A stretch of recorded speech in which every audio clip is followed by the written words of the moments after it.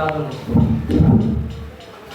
ప్రేమ గల మాటలంతా గడిచిన కాలం అంతా కాచి కాపాడుతూ పోషిస్తూ సంరక్షిస్తున్నారు. ఈ యొక్క ఆదివార కాల సమయంలో మీ పిల్లలతో కలిసి మీ యొక్క మాటలు ధ్యానించుకోవడానికి మేము ఆరాధించడానికి మీరు ఇచ్చినటువంటి సమయం పెడతాను. క్రీస్తు నామంలో మీ కొందరు కృతజ్ఞతలు తెలుస్తున్నాను. మాట్లాడతాను వచ్చిన మీ పిల్లలందరినీ దీనికి ఆస్వాదించండి. మీ పిల్లలకు తండ్రి మీ యొక్క మాటలు తెలియజేస్తుండగా తండ్రి పరసంబంధమైన విషయంలో జ్ఞానాన్ని నాకు అనుగ్రహించమని మీ ప్రియకుమారుడును మా ప్రభువును రక్షకుడు అయినటువంటి క్రీస్తు నామంలో ఈ ప్రార్థన మనల్ని ఆయన సమర్పిస్తున్నాను. మా అక్కడ తండ్రి కూడి వచ్చినటువంటి జీవితులందరికీ మన ప్రభువును మన రక్షకుడు అయినటువంటి క్రీస్తు నామంలో శుభాకాంక్షలు చేస్తున్నాను. మళ్ళీ చాలా కాలం తర్వాత మీ మధ్యలో దేవుని మాటను పంచుకునేటువంటి అవకాశం ఇచ్చినందుకు దేవునికి కృతజ్ఞతలు తెలుస్తున్నాను. అదేవిధంగా అవకాశం ఇచ్చినటువంటి సేవకులకు కూడా క్రీస్తు నామంలో శుభాకాంక్షలు తెలియజేస్తున్నాను. పరిశుద్ధ గ్రంథంలో నుంచి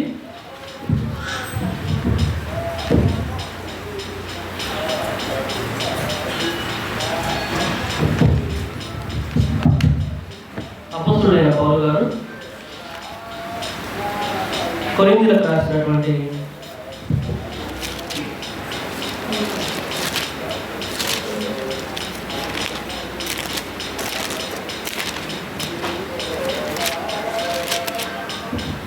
2వ పత్రిక అపోస్తలుడైన పౌలు గారు కొరింథీయులకు రాసినటువంటి 2వ పత్రిక 13వ అధ్యాయము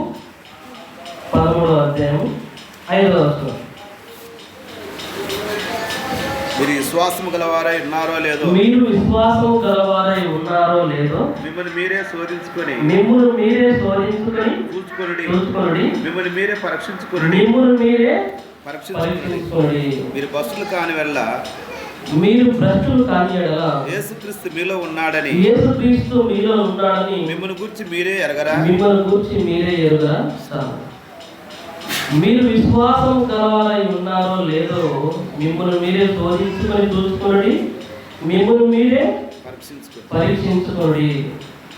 విశ్వాసులు అనగానే ఎవరిని? విశ్వాసులు అనగానే సంఘములో చేర్చబడుతున్నటువంటి వారు ఎవరు అంటే యేసుక్రీస్తు వారిని స్వరక్షకునిగా అంగీకరించి తమ పాపములను ఒప్పుకొని యేసుక్రీస్తే ప్రభువు అని విశ్వసించి తండ్రి కుమార పరిశుద్ధాత్మ నామములో ఎవరైతే బాప్తిసం పొందుతారో బాప్తిసం పొందినటువంటి వారు సంఘానికి చేర్చబడతారో వారే విశ్వాసులు లేదా క్రైస్తవులు అంటారు. అయితే పౌలు గారు కొరింథీలో ఉన్నటువంటి దేవుని సంఘానికి రాస్తూ మీరు విశ్వాసం గలవారై ఉన్నారో లేదో, మీరు విశ్వాసము గలవారై ఉన్నారో లేదో, విశ్వాసులుగా మారిన తర్వాత కూడా క్రైస్తవులుగా మారిన తర్వాత కూడా మళ్ళీ ఏమంటున్నాడు పౌలు గారు? మీరు విశ్వాసం గలవారై ఉన్నారో లేదో అంటే విశ్వాసులుగా మారిన తర్వాత కూడా క్రైస్తవులుగా మారిన తర్వాత కూడా ఏం తగ్గుతుంది క్రైస్తవుల్లో? అంటే సంఘానికి వస్తున్నప్పటికీ కూడా మందిరానికి వస్తున్నప్పటికీ కూడా విశ్వాసులుగా పిలువబడుతున్న క్రైస్తవులలో ఏం తగ్గుతుంది అంటున్నాడు? విశ్వాసము. అంటే విశ్వాసులు ఇప్పుడు మన చర్చిలో ఏమని చెప్పుకుంటాం? విశ్వాసులు అని చెప్పుకుంటాం, బిలీవర్స్ అని చెప్పుకుంటారు ఇంగ్లీష్లో. అంటే సంఘానికి చేర్చబడిన తర్వాత కూడా విశ్వాసులుగా పిలువబడుతున్న వారిలో ఏం కొరవైతుంది? మళ్ళీ విశ్వాసమే కొరవైతుంది. అందుకే పౌలు గారు మాట్లాడుతూ మీరు విశ్వాసం గలవారై ఉన్నారో లేదో మిమ్మల్ని మీరే శోధించుకొని చూసుకోండి, మిమ్మల్ని మీరే పరీక్షించుకోండి. విశ్వాసములకు పరీక్ష. లోకపరంగా ఎన్నో రకాల పరీక్షలు ఉన్నాయి. ఇప్పుడు 27వ తేదీ నుంచి ఎవరికి ఉన్నాయి పరీక్షలు? 10వ తరగతి పిల్లలకు ఉన్నాయి, తర్వాత ఇంటర్మీడియట్ వాళ్ళకు ఉన్నాయి, ఇప్పుడైతే డిగ్రీ వాళ్ళకి పరీక్షలు జరుగుతున్నాయి. పరీక్ష దేనికి అంటే నేర్చుకున్నది అంతా రాయడానికి. రాసిన తర్వాత నువ్వు కరెక్ట్గా సంవత్సరం అంతా చదివావో లేదో అన్నదానికి గుర్తుగా లేదా ఫలితము ఏ విధంగా ఉంటుంది? నువ్వు సంవత్సరం అంతా నిజంగా చదివావా లేదా అన్నది ఏది నిర్ణయిస్తుంది? నువ్వు రాయబోయేటువంటి పరీక్ష నిర్ణయిస్తుంది. పరీక్ష తర్వాత మనకు అనారోగ్యం వచ్చింది అనుకోండి. అనారోగ్యం వచ్చిన తర్వాత ఎక్కడికి వెళ్ళిపోతాం? హాస్పిటల్కి వెళ్ళిపోతాం. హాస్పిటల్కి వెళ్ళిపోయిన తర్వాత అక్కడ కూడా ఏముంటుంది? అక్కడ కూడా పరీక్ష, రక్త పరీక్ష అని, గుండెకి సమస్య అయితే ఈసీజీ పరీక్ష అని, తర్వాత ఎముకల్లో ఏమైనా తేడా ఉంటే ఎక్స్రే పరీక్ష అని, నీ శరీరం అంతా స్కాన్ చేసి పరీక్ష చేయాలంటే సిటీ స్కానింగ్. అంటే ఇన్ని రకాల పరీక్షలు మనిషికి ఉన్నప్పుడు, ఇన్ని రకాల పరీక్షలు మనిషికి అవసరమైనప్పుడు ఒక పరీక్ష కూడా ప్రాముఖ్యమైనదిగా బోధగా తెలియజేస్తున్నారు. ఏ పరీక్ష అది? మీరు విశ్వాసము గలవారై ఉన్నారో లేదో మిమ్మల్ని మీరే శోధించుకొని చూసుకోండి, మిమ్మల్ని మీరే పరీక్షించుకోండి. అంటే అన్ని రకాల పరీక్షలను అనుభవిస్తున్నటువంటి మనము, అన్ని రకాల పరీక్షలు చేయించుకుంటున్నటువంటి మనము ఈ యొక్క విశ్వాసానికి సంబంధించిన పరీక్ష మాత్రము ఎవరు చేసుకోవాలి? మనమే చేసుకోవాలి. మిగతా పరీక్షలన్నీ మనకు సంబంధించినవి వేరే వాళ్ళు చేస్తే, ఈ విశ్వాసానికి సంబంధించిన పరీక్ష మాత్రము ఎవరు చేసుకోవాలి? మనకు మనమే. మిమ్మల్ని మీరు ఏమంటుంది ఇక్కడ? మిమ్మల్ని మీరే పరీక్షించుకోండి. మీరు విశ్వాసము గలవారై ఉన్నారో లేదో ఏం చేయాలి? మిమ్మల్ని మీరే అంటే మనమే పరీక్ష చేసుకోవాలా? పరీక్ష చేసుకోవాలా? చూడండి, బైబిల్లో కొన్ని సందర్భాలు చూసినట్లయితే మత్తయి సువార్త 14వ అధ్యాయము, మత్తయి సువార్త 14వ అధ్యాయము 22వ వచనం నుంచి. మత్తయి సువార్త 14వ అధ్యాయం 22వ వచనం నుంచి. వెంటనే ఆ జనసమూహములను తాను పంపివేయనంతలో తన శిష్యులు దోణి ఎక్కి తనకంటే ముందుగా అద్దరికి వెళ్ళవాలని వారిని బలవంతం చేసి ఆయన జనసమూహములను పంపివేసి ప్రార్థన చేయుటకు ఏకాంతముగా కొండ ఎక్కి పోయి సాయంకాలం అయినప్పుడు ఒంటరిగా ఉండేవాడు. అప్పుడు ఒక దరికి దూరముగా ఉండగా గాలి ఎదురైనందున అలల వలన పట్టబడుచుండెను. రాత్రి 4వ జామున ఆయన సముద్రం మీద నడుచుచు వారి వద్దకు వచ్చాడు.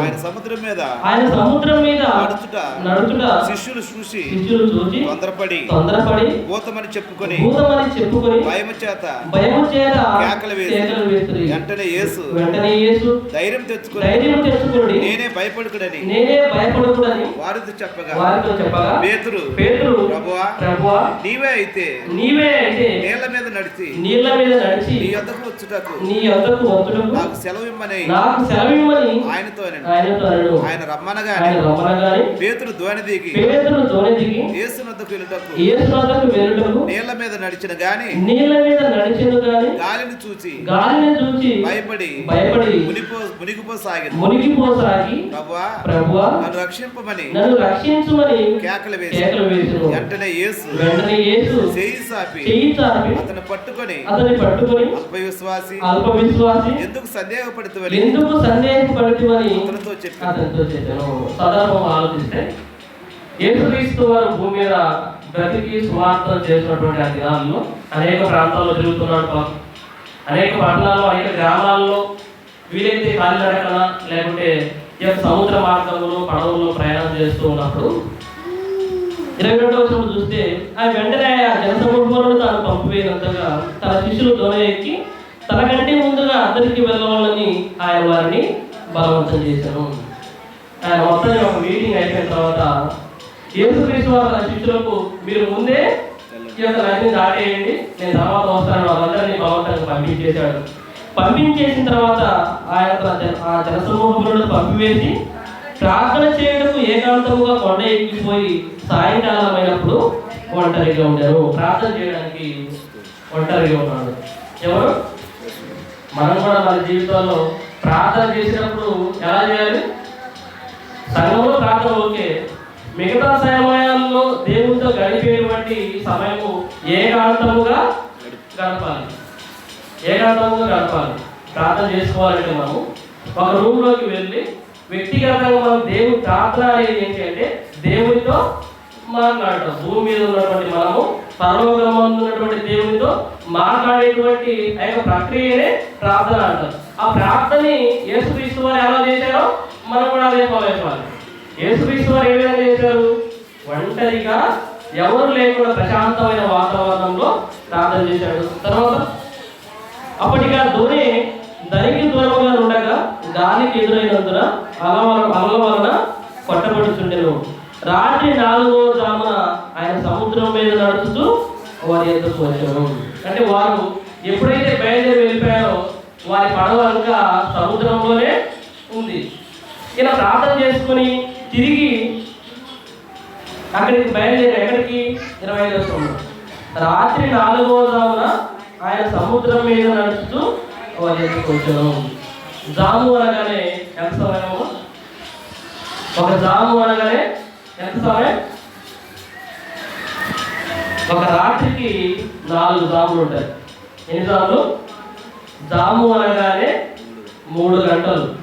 అంటే సాయంత్రము 6 గంటల నుంచి రాత్రి ప్రారంభమైతే 6 నుంచి 9 గంటల వరకు ఏ జాము?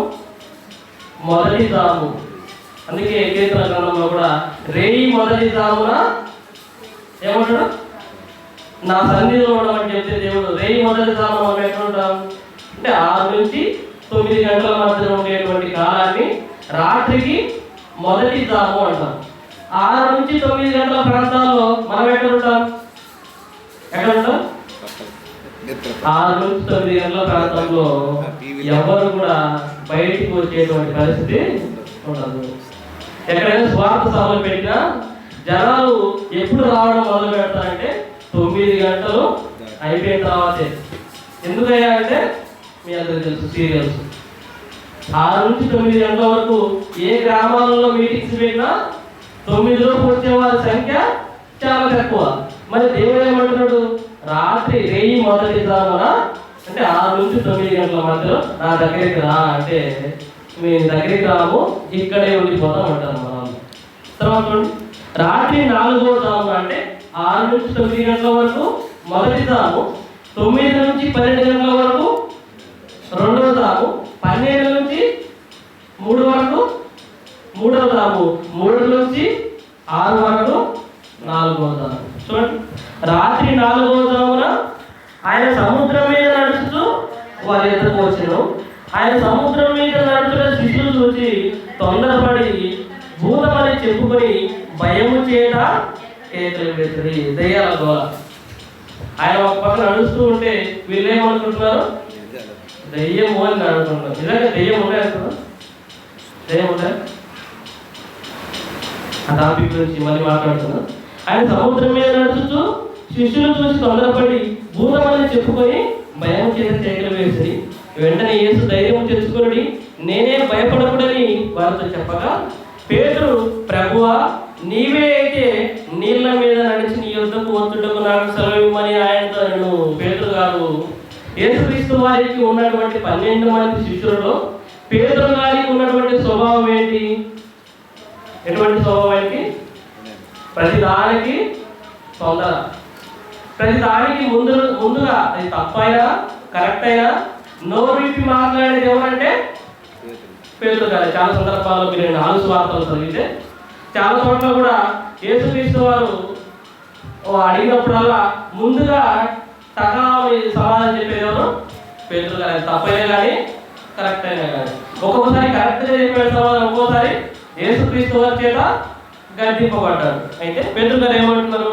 ప్రభువా నీవే అయితే నీళ్ళ మీద నడిచి నీ యొద్దకు వచ్చుటకు నాకు సెలవిమ్మని నేను. భూతమని భయపడితే యేసుక్రీస్తు వారు నేనే అని ధైర్యం చెప్పిన తర్వాత వాళ్ళు ధైర్యం తెచ్చుకున్నారు. తెచ్చుకున్న తర్వాత పేతురు గారికి ఏమని అడుగుతున్నారు? ప్రభువా నీవే కనుక అయితే నన్ను కూడా నీళ్ళ మీద నడిచి వచ్చుటకు నీ యొద్దకు నాకు సెలవిమ్మని ఆయనతో అన్నాడు. ఆయన రమ్మనగానే పేతురు దూర దిగి యేసు వద్దకు వెళ్ళేటప్పుడు నీళ్ళ మీద నడిచెను కానీ గాలిని చూసి భయపడి మునిగిపోసాగి ప్రభువా నన్ను రక్షించమని కేకలు వేసెను. యేసుక్రీస్తు వారు రమ్మని చెప్పాడు. రమ్మని చెప్పగానే పేతురు గారు ఏం చేశారు? కొంత దూరం నడిచాడు. ఆయన రమ్మనగానే పేతురు దోణి దిగి యేసు వద్దకు వెళ్ళేటప్పుడు నీళ్ళ మీద నడిచాడు కానీ గాలిని చూసి భయపడి మునిగిపోసాగి ప్రభువా నన్ను రక్షించమని కేకలు వేసెను. వెంటనే యేసు చెయ్యి చాపి అతన్ని పట్టుకొని అల్ప విశ్వాసి ఎందుకు సందేహపడతావని అతనితో చెప్పాను. అంటే పేతురు గారు యేసుక్రీస్తు వారు ఆజ్ఞ ఇచ్చిన తర్వాత కొద్ది దూరం నడిచాడు కానీ ఏం చేశాడు? మళ్ళీ గాలిని చూసి భయపడి మునిగిపోసాగి. అంటే క్రైస్తవ భక్తి జీవితంలో కూడా మనం క్రైస్తవులుగా చాలా హుషారుగా, దేవుని యందు ఆసక్తి గలవారుగా, దేవుని ప్రేమించేటువంటి వారిగా బాప్తిసం తీసుకొని విశ్వాసాలుగా మారిన తర్వాత కొద్ది రోజులు బాగానే ఉంటాము. బాగానే ఉన్న తర్వాత ఏమైపోతున్నాం? ఏదైనా శ్రమలు వచ్చేసరికి, లేదా ఏదైనా నిందలు వచ్చేసరికి, ఏదైనా బాధలు వచ్చేసరికి, ఏదైనా అనారోగ్యం వచ్చేసరికి పేతురు గారు ఏ విధంగా అయితే గాలిని చూసి మునిగిపోసాగాడో మనం కూడా ఏం చేస్తున్నాం? విశ్వాస జీవితంలో మునిగిపోయేటువంటి వారిగా ఉంటున్నాం. పేతురు గారి జీవితంలో మనం నేర్చుకోవాల్సిన విషయం. ఆయన నడిచి కొద్ది రోజులు నడవగానే చుట్టుపక్కల ఉన్నటువంటి వాతావరణాన్ని చూసి భయపడి మునిగిపోసాగాడు. అంటే క్రైస్తవ భక్తి జీవితంలోనికి వచ్చిన తర్వాత మనం ఎవరి వైపు చూడాలి? యేసుక్రీస్తు వారి వైపు చూడాలి, దేవుడి వైపు చూడాలి. అలా చూడకుండా చుట్టుపక్కల అటు ఇటు మనం కనుక చూడండి, ఒక దారి ఉంది స్ట్రైట్ గా, ఒక దారి చిన్నగా సరిగా ఉంది. మనం ఆ దారిలోనే వెళ్తూ ప్రయాణం చేస్తూ ఉన్నప్పుడు ఆ దారికి ఈ దారికి సైడ్కి వెళ్ళిపోవచ్చా? అలా వెళ్ళామనుకోండి, మనం ప్రయాణం సరిగా చేయగలుగుతామా? అంటే మనం ఎక్కడికి వెళ్ళాలో అక్కడికి వెళ్తామా? అంటే ఒక దారి కరెక్ట్ గా ఉన్నప్పుడు ఆ కరెక్ట్ అయిన సరైనటువంటి దారిలో మనం ప్రయాణం చేస్తున్నప్పుడు అటు ఇటు చూసేవారిగా ఉండకూడదు. ఇప్పుడు కార్లో వెళ్తున్నామండి, బాగా హైవే రోడ్డు ఉంది, నందిగామలో మంచి హైవే వేశారు, నేషనల్ హైవే. ఆ రోడ్డు పైన వెళ్తున్నప్పుడు డ్రైవర్ ఏం చేయాలి? తన కళ్ళ ఎదుట ఏ దారి ఉందో దారిలోనే పోతున్నారు. అలా కాకుండా అటు ఇటు వెళ్ళిపోయాడు అనుకోండి, అటు ఇటు దిక్కులు చేస్తూ నడిపాడు అనుకోండి, ఏమైపోతుంది? సరిగా నడపగలుగుతాడా? ప్రయాణం అనేది సరిగా ఉంటుందా? ఉండదు. అదేవిధంగా మనము కూడా గాలిని చూసి భయపడి మునిగిపోసాగి ప్రభువా నన్ను రక్షించమని కేకలు వేసెను. వెంటనే యేసు చెయ్యి చాపి అతన్ని పట్టుకొని అల్ప విశ్వాసి ఎందుకు సందేహపడతావని అతనితో చెప్పాను. అంటే క్రైస్తవ భక్తి జీవితంలో మనం వచ్చిన తర్వాత మనలో విశ్వాస జీవితంలో విశ్వాసంలో ఉండకూడదని ఏది? మనం అటు ఇటు చూసే వారి మీద ఉండకూడదు, లేదా అటు వచ్చేటువంటి శ్రమలను చూసి వచ్చేటువంటి బాధలు చూసి మనం భయపడే వారి మీద ఉండకూడదు. చూడండి, నిజంగా మన క్రైస్తవం అయిన తర్వాత ఎందుకు నాకే ఈ శ్రమలు వస్తున్నాయి, ఎందుకు నాకే ఈ బాధలు వస్తున్నాయి, నేను దేవుడిని నమ్ముకున్నా కదా, నేను బాగానే ఉంటున్నా కదా, మంచి ప్రవర్తన కలిగే ఉంటున్నా కదా, అయినా కూడా నాకే ఎందుకు ఈ శ్రమలు వస్తున్నాయి అని అనుకుంటున్నారు. మీరు ఎప్పుడు కూడా ఆలోచన వచ్చింది ఎవరికైనా? వచ్చిందా? రాలేదు? వచ్చి ఉంటుంది, ఖచ్చితంగా వచ్చి ఉంటుంది. అవునా? మేము దేవుని నమ్ముకున్నాము, మేము అన్ని ప్రవర్తన దేవుడికి తగినట్టుగానే ఉంటున్నాము, మరి మాకే ఎందుకు శ్రమలు, మాకే ఎందుకు కష్టాలు అని మనం ఎప్పుడు కూడా బాధపడే వారిగా ఉండకూడదు. ఇవన్నీ ఏంటి? ఇవన్నీ ఏంటి? పరీక్షలు. మిమ్మల్ని మీరే పరీక్షించుకోండి. ఇప్పుడు పేతురు గారి విశ్వాసంలో ఏముంది? సందేహం అంటే అనుమానము. మనం కూడా మన విశ్వాస జీవితంలో మనం ఏముండకూడదు? అనుమానం అనేది, సందేహం అనేది దేవుడిపై ఉండకూడదు. అలా ఉందనుకోండి, పేతురు గారు ఏ విధంగా మునిగిపోయారో ఆ విధంగా మునిగిపోతారు. మళ్ళీ దేవుడే పట్టుకొని లేపాడు. మనం కూడా మన జీవితాల్లో సందేహపడి దేవుని విడిచిపెట్టే వారిగా, దేవుని యొక్క ఆలోచనలకు వ్యతిరేకంగా మనం ఉండేవారిగా ఉండకూడదు. చూడండి, యోబు గారి జీవితంలో మనం చూసినట్లయితే ఆయన ఒక విశ్వాసిగా జీవితాన్ని ప్రారంభించిన తర్వాత ఆయనకి ఏమొచ్చింది? కొన్నాళ్ళు బాగా సంతోషంగానే సకల సమృద్ధితో సకల ఐశ్వర్యాలతో బాగా సాగినటువంటి అతని జీవితంలో సడన్గా అతను ఉన్నటువంటి సంతానాన్ని కోల్పోవడము, అతనికి ఉన్నటువంటి విశ్వాసాన్ని కోల్పోవడము, ఇవన్నీ జరిగినప్పుడు అతను మాట్లాడిన మాట మనం చూసినట్లయితే యోబు గ్రంథం 2వ అధ్యాయము 10వ వచనం. యోబు గ్రంథం 2వ అధ్యాయం 10వ వచనం. అందుకు అతడు మూర్ఖురాలు మాట్లాడినట్లు నీవు మాట్లాడుతున్నావు, మనము దేవుని వలన మేలు అనుభవించుదుమా, కీడును మనము అనుభవింపతగదా అనెను. ఏమంటున్నాడు? అందుకతడు మూర్ఖురాలు మాట్లాడినట్లు నువ్వు మాట్లాడుతున్నావు, మనము దేవుని వలన మేలు అనుభవించుదామా, కీడును మనము అనుభవించతగదా అనెను. మనం నిజంగా క్రైస్తవం అయిన తర్వాత మనం ఏం కోరుకుంటామండి? ఏం కోరుకుంటాం? మనకు అన్నీ బాగున్నప్పుడే కృతజ్ఞత కొడిగలు, అన్నీ మనకు అనుకూలంగా ఉన్నప్పుడే దేవుని ఆనందిస్తాం. శ్రమలు వస్తే ఏదైనా కీడు జరిగింది అనుకోండి, దేవుని స్తుతించే వారిని ఉంటామా? ఏదైనా మనకు చెడు జరిగినప్పుడు దేవుని స్తుతించే వారిని ఉంటామా? ఇక్కడ చూడండి, యోబు గారి జీవితంలో అన్నింటినీ కోల్పోయాడు. అన్నింటినీ కోల్పోయిన తర్వాత తన భార్య, నువ్వు ఇంకా దేవుడు దేవుడు దేవుడు అంటావేంటి, దేవుడు నమ్ముకున్నది నీకేమొచ్చింది అంటారు. మనలో చాలా మంది అడిగే ఉంటారు, అడిగే ఉంటారు. ఏంటంటే మీరు దేవుడు దేవుడు దేవుడు దేవుడు అని చెప్పుకున్నారు, మీకంటే మేమే బాగా బ్రతుకున్నాము, దేవుడు లేదు ఏం లేదు అని అనేవాళ్ళు చాలా మంది తన లోకంలో దూషించేవాళ్ళు ఉంటారా? అలాగే యోబు గారి భార్య కూడా ఏమంటుంది? నువ్వు ఇంకా యథార్థతను వదలపోయిందు అంటే యోబు గారు ఏమంటున్నారు? నువ్వు మూర్ఖురాలు మాట్లాడినట్లు నువ్వు మాట్లాడుతున్నావు. దేవుని వల్ల మేలు అంటే మేలునైతే దేవుని వల్ల అనుభవిస్తున్నాము, దేవుని సంతోషిస్తున్నాము, దేవుడు గొప్పవాడని అంటున్నాము, కానీ కీడును మనము అనుభవింపతగదా అంటే దేవుని దగ్గర నుంచి వచ్చే మేలును అనుభవించి సంతోషముగా అనుభవించే మనము దేవుని దగ్గర నుంచి వచ్చే కీడును కూడా ఏం చేయాలి? అనుభవించాలి. అంటే దేవుని దగ్గర నుంచి కీడు కూడా వస్తుందా? దేవుని దగ్గర నుంచి ఓన్లీ మేలులే వస్తాయనుకుంటున్నారా? దేవుని దగ్గర నుంచి కీడు కూడా వస్తుంది. ఇక్కడ యోబు గారి సంతానాన్ని తీసివేసింది, తర్వాత ఆ యొక్క ఆస్తి మొత్తాన్ని తీసివేసింది ఎవరు? ఇక్కడ ఎవరు? దేవుడు తీసేశాడు. ఎందుకు తీసేశాడు? విశ్వాసములకు పరీక్ష. విశ్వాసములకు పరీక్ష. దేని వల్ల పరీక్ష జరుగుతుంది?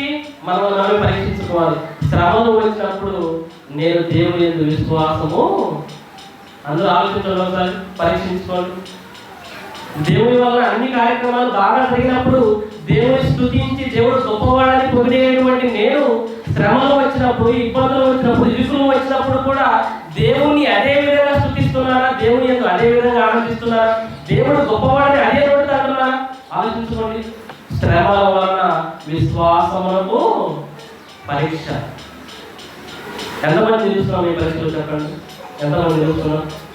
శ్రమలు వచ్చినప్పుడు కూడా దేవుడు గొప్పవాడని దేవుని దూషించకుండా మనం దేవుని స్తుతించేటువంటి వారిగా, దేవునికి కృతజ్ఞతలు చెప్పేటువంటి వారిగా ఎంతమంది ఉంటున్నాం? ఒకనాడు అబ్రహాము గారి ఆయన కూడా ఒక పరీక్ష వచ్చింది. ఎవరి దగ్గర నుంచి వచ్చింది? దేవుని దగ్గర నుంచే. నీకు ఒక్కడై ఉన్నటువంటి కుమారుడిని వృద్ధాపంలో నువ్వు కన్నావు, 100 ఏళ్ళప్పుడు కన్నావు, ఆ కుమారుడు నా కొరకు ఇవ్వు అనగానే అబ్రహాం ఏం చేశారు? ఇచ్చారు. అందుకే విశ్వాసంలో తండ్రిగా ఎంచబడ్డాడు అబ్రహాము గారు. ఎంత విశ్వాసం అంటే ఆయనకి, ఒకవేళ నా కుమారుడిని నేను బలి ఇచ్చినప్పటికీ కూడా తిరిగి బ్రతికింపగలిగిన సామర్థ్యుడు దేవుడు. అందుకే హెబ్రీయులకు రాసిన పత్రికలో గొప్ప మాటలు దేవుడు ఆయన గురించి రాయించాడు. 11వ అధ్యాయం హెబ్రీయులకు రాసిన పత్రిక 11వ అధ్యాయం 17 నుంచి 19 వచనాలు. అబ్రహాము శోధింపబడి విశ్వాస విశ్వాసమును బట్టి ఇస్సాకును బలిగా అర్పించెను. ఎవడు ఆ వాగ్దానములు సంతోషముతో అంగీకరించెను. ఇస్సాకు వలనైనది ఈ సంతానమనబడును అని ఎవరితో చెప్పబడెను. ఆ అబ్రహాము మృతులను సహితము లేపుటకు దేవుడు శక్తిమంతుడని ఎంచిన వాడి తన ఏక కుమారుని అర్పించి ఉపమాన రూపముగా అతని మృతుల నుండి మరలా పొందెను. ఎంత గొప్ప విశ్వాసం అండి. శ్రమలు మనకు ఏ విధంగా వస్తున్నాయి, ఆయనకు కూడా శ్రమలు వచ్చాయి. విశ్వాసానికి పరీక్ష వచ్చింది అబ్రహాము గారికి.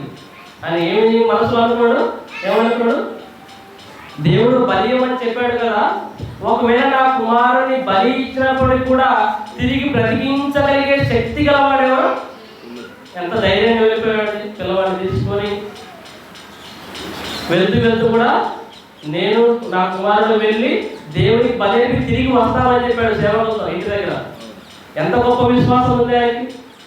పోయాడు, కట్టెలను తీసుకుని ఆయన పర్వతానికి వెళ్ళాడు. ఆ పర్వతాలు వెళ్ళి కట్టెలని పిలిచాడు, కుమారుని పెట్టాడు, కత్తిని తీసి నరకపోయాడు. అంటే పూర్తి ఒక లైకి నేను చంపి బలి ఇచ్చినా మళ్ళీ దేవుడు ఏం చేయగలడు? బతికించగలడు. 100 ఏళ్ల వయసులో స్త్రీకి శారాధర్మము అరుదు చక్రము ఆగిపోయా, ఆయన శార దేహం ఉడిగిపోయా కుమారుని ఇవ్వగలిగాడు. అంత గొప్పవాడు దేవుడు అయినప్పుడు చనిపోయిన ఆ కుమారుని తిరిగి బ్రతికించలేడా? విశ్వాస పరీక్షలో గెలుపొందిన వాడిగా, విశ్వాస పరీక్షలో విజయం పొందిన వాడిగా ఎవరు కనపడుతున్నారు ఇక్కడ? అబ్రహాము గారు. మనం కూడా విశ్వాస పరీక్షలో నెగ్గుతున్నామో ఓడిపోతున్నామో ఆలోచించుకోండి. మన విశ్వాసానికి పరీక్ష ఏంటంటే మనకు వచ్చేటువంటి మన జీవితంలో ఎదురయ్యేటువంటి శ్రమలే. అవి చిన్న చిన్న శ్రమలే. చాలామంది కూడా మా ఫ్రెండ్స్లో కూడా ఎంతవరకు దేవుని కొత్తగా దేవుని నమ్ముకుంటారు. నమ్ముకున్న తర్వాత ఉద్యోగం వచ్చిందనుకోండి, పర్లేదు, దేవుడు నా పట్ల బాగానే చూస్తున్నాడు అని కొనసాగు. ఒకవేళ ఉద్యోగం రాలేదనుకోండి, దేవుడు లేదు, ప్రార్థన లేదు. కొంతమంది మాత్రం ఆరోగ్యము, ఏదైనా రోగం వచ్చినప్పుడు దేవుడి దగ్గరికి వస్తారు. బాగా అయితే కొనసాగము, బాగా కాకపోతే ఏం లేదు. అంటే మనము మన జీవితంలో దేని వరకు దేవుడి దగ్గరకు వచ్చేవారి మనం ఈ భూమి మీద ఏదో మనం పొందుకోవడానికి దేవుడి దగ్గరికి రావాలి. మనం దేని వరకు రావాలి? నిత్య జీవము స్వతంత్రించుకోవటము మనం రావాలి.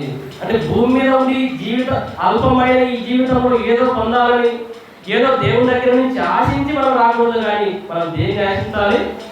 నిత్య జీవము. అంటే పరలోకానికి వెళ్ళడానికి భూమి మీద ఇదే క్రీస్తే మార్గం అని తెలుసుకున్నటువంటి మనము ఆ మార్గంలోనికి వచ్చే దేని వరకు రావాలి? ఆ నిత్య జీవానికి వెళ్ళడానికి రావాలి. కానీ ఏదో ఈ లోకంలో మనం బ్రతికేటువంటి కొద్ది బ్రతుకులో ఏదో పొందడానికి మనం దేవుని దగ్గరికి రాకూడదు.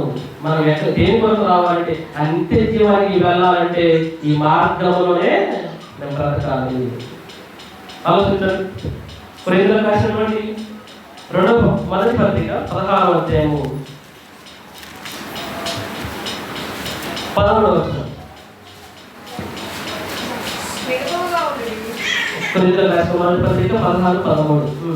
మెరుగుగా ఉండుడి, విశ్వాసమందు నిలకడగా ఉండుడి. విశ్వాసమందు నిలకడ ఉండాలి. నిలకడ చాలా మంది అంటుంటారు, మనిషి మనసు ఏ విధంగా ఉండాలంట? నిలకడగా ఉండాలి, స్టాండర్డ్గా ఉండాలి, స్థిరంగా ఉండాలి.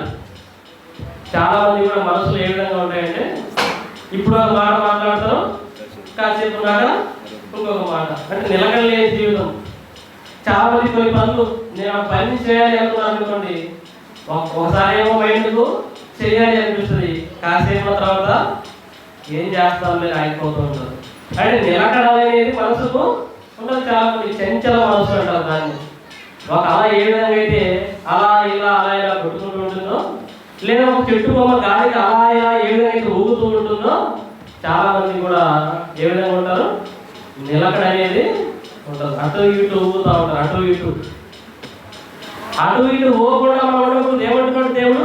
మెలకువగా ఉండుడి, విశ్వాసమందు నిలకడగా విశ్వాసంలో ఏం ముఖ్యము? లేదా క్రైస్తవమయ్యాము, విశ్వాసులుగా పిలువబడుతున్నాము, సంఘస్థులుగా పిలువబడుతున్నాము అనేది కాదు. వచ్చినటువంటి నీవు, నమ్మినటువంటి నీవు నిలకడగా ఎంతవరకు ఉంటున్నావు? నిలకడగా ఎంతవరకు ఉంటున్నావు? కొన్ని విత్తువానికి ఉపమాన భావంలో కూడా కొన్ని విత్తనాలు ఎక్కడ పడ్డాయి? దారిలో పడ్డాయి. పక్షులు వచ్చి వాటిని మింగేసాయి. కొన్ని విత్తనాలు ఎక్కడ పడ్డాయి? రాత్రిలో పడ్డాయి. అవి మొలిచాయి, ఎండ పడగానే ఎండిపోయాయి. కొన్ని విత్తనాలు ఎక్కడ పడ్డాయి? ముళ్ళ పొదల్లో పడ్డాయి. అవి మొలిచాయి, ముళ్ళ పొద ఏం చేస్తున్నాయి?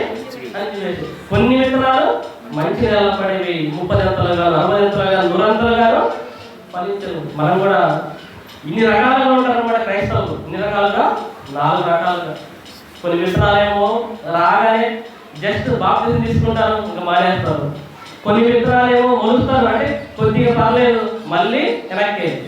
మళ్ళీ కొంతమంది ఏమో 3వ రకమే, మొలుస్తారు, కొద్దిగా పెరుగుతారు. పెరిగిన తర్వాత ఏమైపోతారు? ఆ ముళ్ళ పొదలు బట్టి ఈ లోక సంబంధమైనటువంటి శ్రమలు వచ్చినప్పుడు ఏమైపోతారు?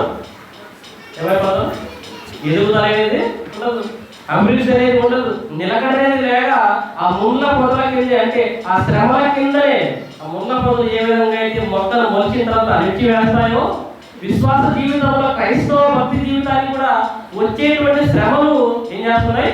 విశ్వాస జీవితంలో పెరగకుండా, దేవుని యొక్క అభివృద్ధి పొందకుండా, ఈ లోకంలో వచ్చేటువంటి శ్రమలు ఎదుర్కోలేక ఏం చేయబడుతున్నావు?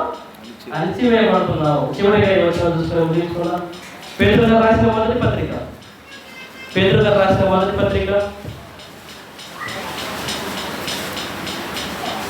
6వ వచనం 7వ వచనం. మొదటి అధ్యాయం, పేతురు గారు రాసిన మొదటి పత్రిక, మొదటి అధ్యాయం, 6వ వచనం 7వ వచనం. ఇందువలన మీరు మిక్కిలి ఆనందిస్తున్నారు కానీ అవసరమును బట్టి నానా విధములైన శోధనల చేత ప్రస్తుతమున కొంచెము కాలము మీకు దుఃఖము కలుగుతున్నది. ఒకనాడు అల్పవిశ్వాసిగా సముద్రములో మునిగిపోయినటువంటి, మళ్ళీ యేసుక్రీస్తు చేతితో లేపబడినటువంటి పేతురు గారే మళ్ళీ ఏం చేస్తారు? ఈ పత్రికలో రాస్తూ, ఆయన రాసింది ఈ పత్రిక, ఆయన రాస్తూ విశ్వాసం గురించి ఏమని చెబుతున్నాడు? ఇందువలన మీరు మిక్కిలి ఆనందిస్తున్నారు కానీ అవసరమును బట్టి నానా విధములైన శోధనల చేత ప్రస్తుతమున కొంచెం కాలం మీకు దుఃఖము కలుగుతున్నది. నశించుపో సువర్ణము అగ్ని పరీక్ష వలన శుద్ధపరచబడుతున్నది కదా, దానికంటే అమూల్యమైన మీ విశ్వాసము ఈ శోధనల చేత పరీక్షకు నిలిచినదై యేసుక్రీస్తు ప్రత్యక్షమైనప్పుడు మీకు మెప్పులు, మహిమయు, ఘనతయు కలుగుటకు కారణమగును. ఏమంటున్నాడండి?